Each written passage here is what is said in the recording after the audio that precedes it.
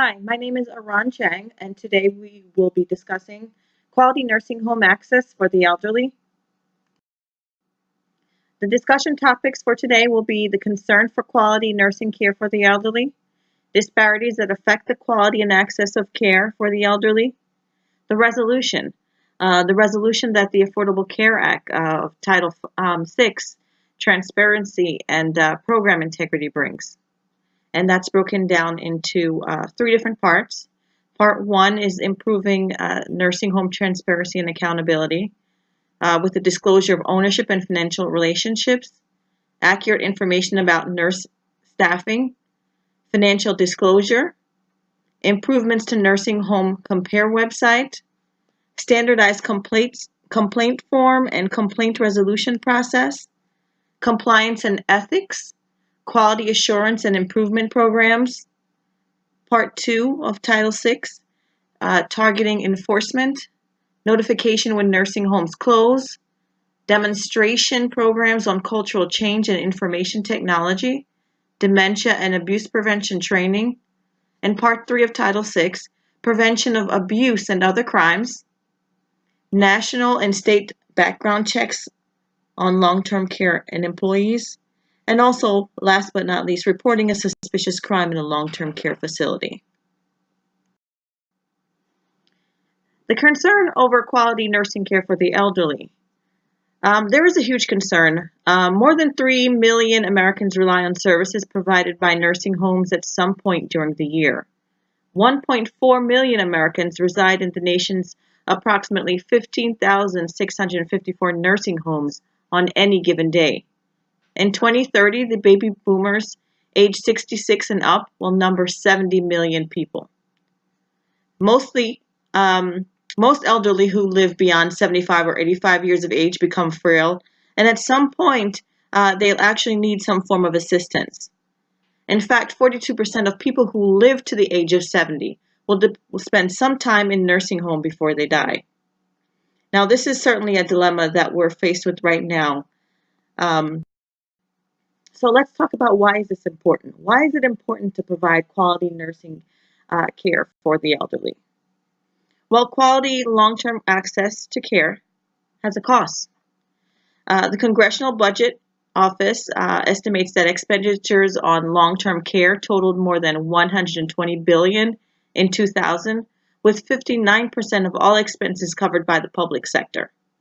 The CBO also estimates that total long-term care expenditures will increase at a rate of 2.6% per year above the inflation rate over the next 30 years. In 2010, the cost of long-term care was $154 billion. The cost of long-term care in 2020 is projected at $195 billion.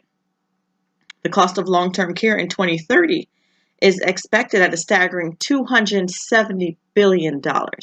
This is definitely a big deal. This is something that needed to be addressed. And so, as we will discuss, what the Affordable Care Act has done. Disparities that affect the quality and access of care for the elderly. The Government Accountability Office found numerous reports of substandard care in many nursing homes. Understatement of serious deficiencies by state nursing home surveyors. There were disparities based on the race and socioeconomic status of residents.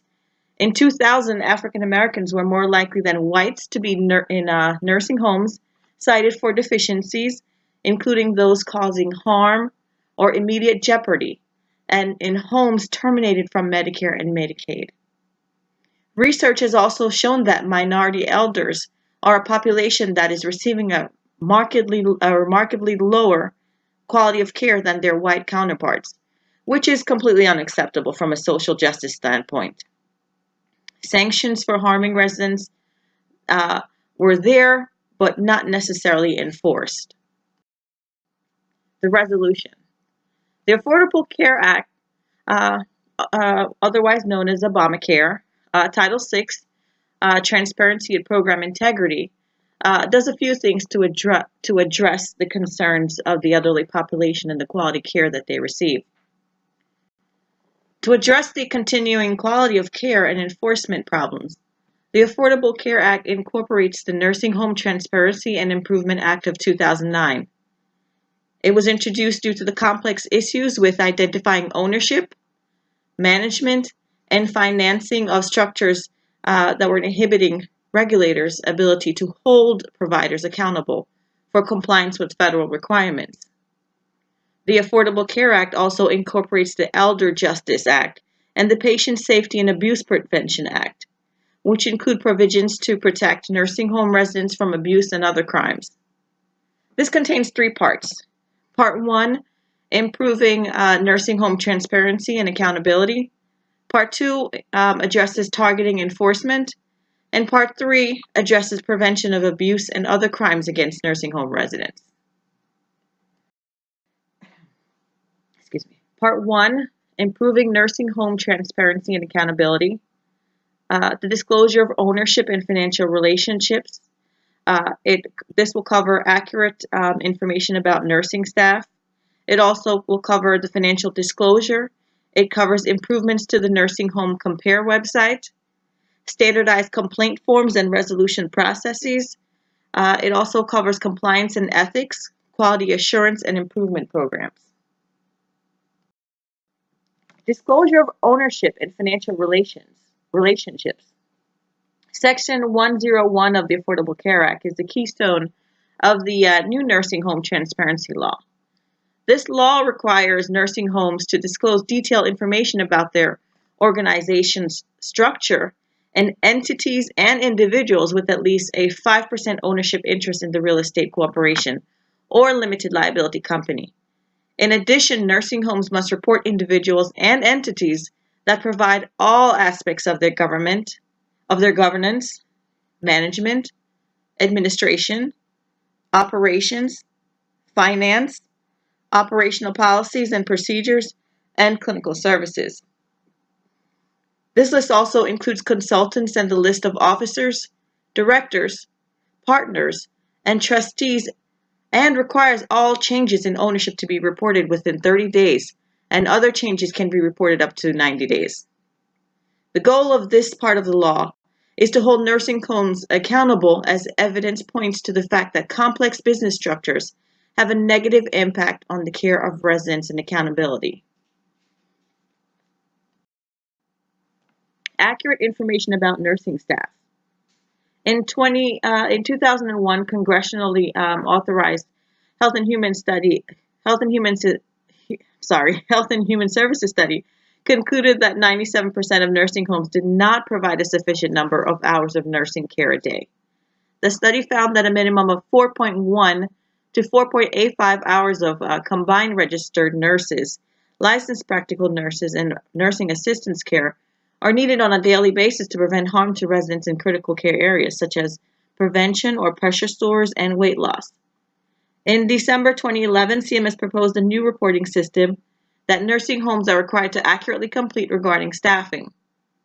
New data will be necessary to adequately illustrate that more staffing is necessary in nursing homes to provide quality care.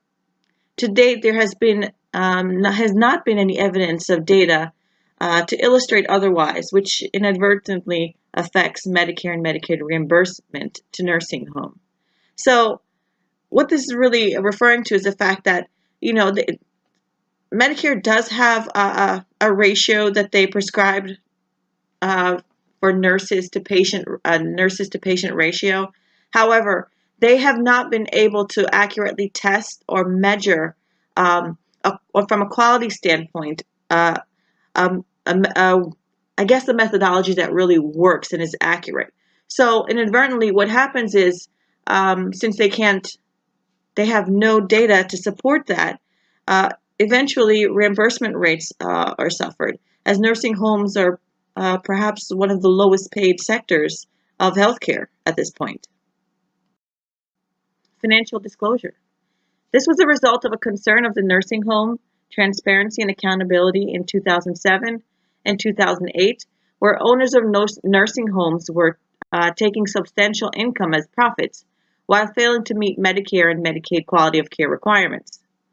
CMS has implemented a new Medicare cost report form that reports expenditures for direct care, therapy or medical services, indirect care, including housekeeping and dietary services, capital expenses such as building and land costs, and also administrative services. Improvements to Nursing Home Compare website. The Nursing Home Compare website was launched to allow consumers to compare nursing homes in July 2012.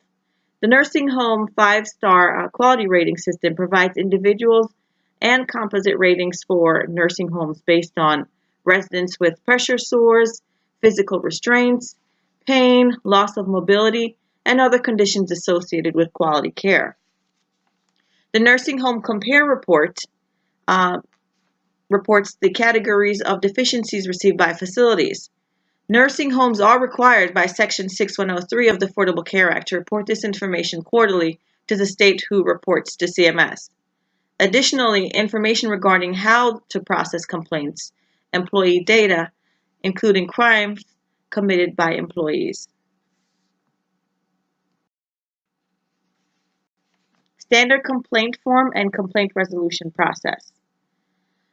The Affordable Care Act also makes it more accessible for family and residents to make complaints with a standardized form and process. States are required to follow complaints to resolution while protecting the rights of the resident and family from retaliation.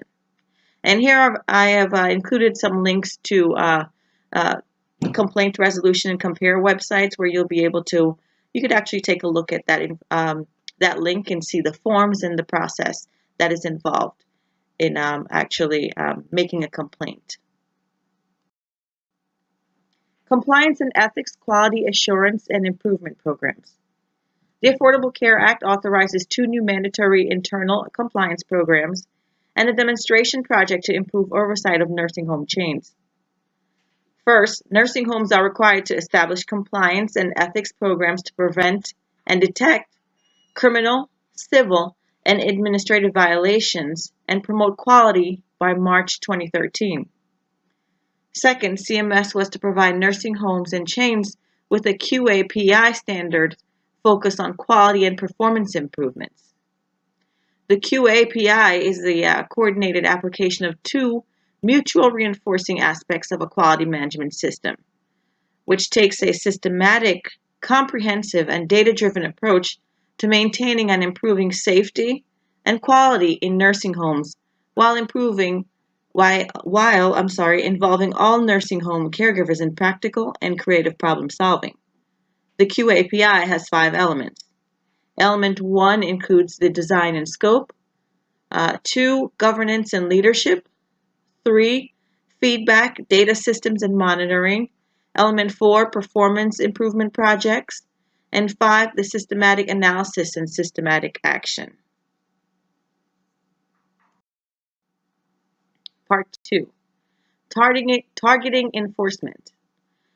In this part of the law, we'll cover the civil monetary penalties, notification when nursing homes close, demonstration programs on culture and information technology, dementia, and abuse prevention training. Civil monetary penalties. The Affordable Care Act authorized CMS to require providers to place CMPS or fines in escrow for 90 days pending outcome of a formal appeal. On the other hand, if the facility wins, the funds are returned with interest. Some of the resources acquired of the federal CMP can be utilized for the benefits of residents, such as relocating residents, facility improvements, appointing new staff, and also implementing quality assurance programs. If a facility promptly reports and corrects the deficiencies and waives their right to a hearing, they can receive a 50% reduction in the CMP. This waiver is not admissible if the violation caused immediate jeopardy to residents, caused a death or was widespread abuse, or was the cause of a previous citation. A facility has the right to request an independent informal dispute resolution, or independent IDR as it's known, to be conducted by a separate entity other than the state survey agency. Notification when nursing home closes. The law covers that as well. It prevents abrupt closures of nursing homes, whether voluntary or involuntary, and protects the rights of residents. Residents must be given 60 days written notice of closure, and all residents must be transferred to another nursing home facility prior to the facility that they're in closing. Failing to comply will result in fines of up to $100,000, exclusion from federal health care programs, and they cannot admit new residents. And a part of this bill was added because sometimes the nursing homes, when they were faced with various sanctions, they would close, and literally all the residents would be exploited because they were not given notice of the facility closing, and it posed a problem for them to find somewhere else to go. So to prevent that from happening, the bill now requires that whether there are facilities are involuntary or voluntarily closing, they need to provide written notice to all the residents, and not only that, but they actually have to make sure they place the residents in comparable homes as well. Demonstration programs on culture, change, and information technology. This part of the law awards grants and authorizes 2 national demonstration projects to improve resident care through culture, change, and the use of technology. The intent of this program is to support a home-like environment and high quality of care and life for residents through technology, culture, change, best practices. Dementia and abuse prevention training. CMS reports that more than half of nursing home residents have Alzheimer's disease or some sort of dementia. A prior 75 hours of training of nursing assistants did not include the handling of residents with dementia. The Affordable Care Act requires nursing assistants to be trained in dementia care and abuse prevention.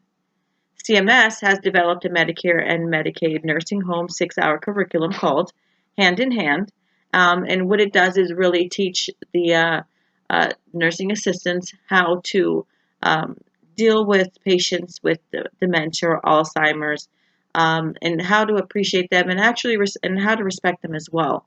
Because the normal CNA nursing assistants certification does not include that. And they realized that a lot of the elderly abuse that was happening was because the nursing assistants weren't prepared to deal with the dementia or the Alzheimer's symptoms that the residents were exhibiting. So it was a problem, has been a problem for years, and now they're actually proposing to change that. A challenge that nursing homes face is the high turnover, obviously, is a high turnover rate of nursing assistants, and it's actually usually due to high level of stress and the ratio of residents to nursing aides. Part 3 of the bill is the prevention of abuse and other crimes. It covers the national and state background checks on long-term care and employees. It also covers reporting a suspicious crime in a long-term care facility. National and state background checks on long-term care and employees. The Affordable Care Act incorporates provisions from the Elder Justice Act and the Patient Safety and Abuse Prevention Act for prevention and reporting of abuse and other crimes, including provisions for national and state background checks on the employees and a federal requirement to report suspected crimes in facilities. The Affordable Care Act allots $160 million in grants to facilitate state background checks on the employees hired by nursing home facilities, because they recognize that it is a challenge to provide comprehensive background checks in employees, especially in nursing homes where they're not being reimbursed adequately anyway.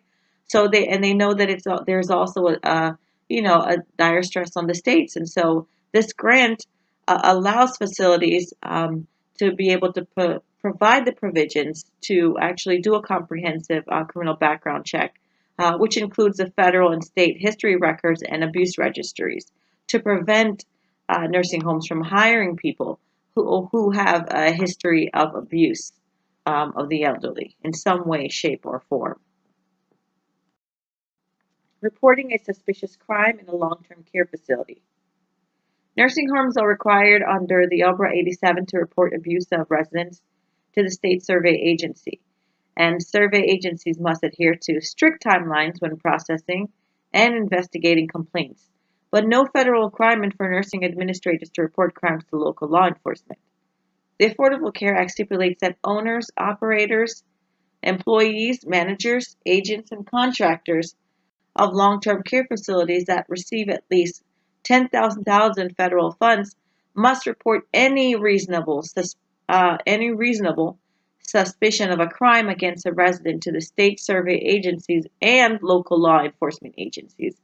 That was not being done before. And serious injuries that result in bodily harm need to be reported within 24 hours. And facilities that do not comply face fines up to $300,000. Retaliation against employees who report a crime are subject to CMP or fines for up to $200,000. There is one backlash to this part of this segment of the bill. Even though companies are fined for retaliation of the employees, there's nothing specifically in the bill that protects an employee from losing their job based on, reporting. Because sometimes it has been documented that when employees have taken it upon themselves to report some form of abuse that's happening in the facilities, there is backlash, and they end up, for some reason or another, being fired. And these people really depend on their jobs. A lot of the times they're single parents. They're also receiving welfare subsidies while they're working, and they're hardly making ends meet.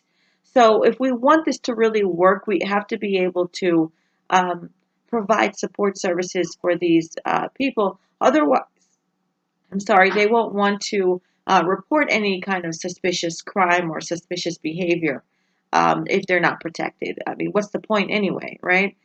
Doing the right thing is a great thing. It's a great ambition to have, but you also have to have an incentive or a form of protection outside of the fines that actually help these people keep their jobs or not be threatened because they're trying to do the right thing here. Conclusion. The Nursing Home Transparency and Quality Improvement requirements in the Affordable Care Act are the first major legislation reforms since 1987, when there was the Nursing Home Reform Act. Going forward, the data that is being collected now may seem inconvenient for administration. However, this data will be available to accurately measure for lawmakers the resources that are needed to provide quality care to the elderly population.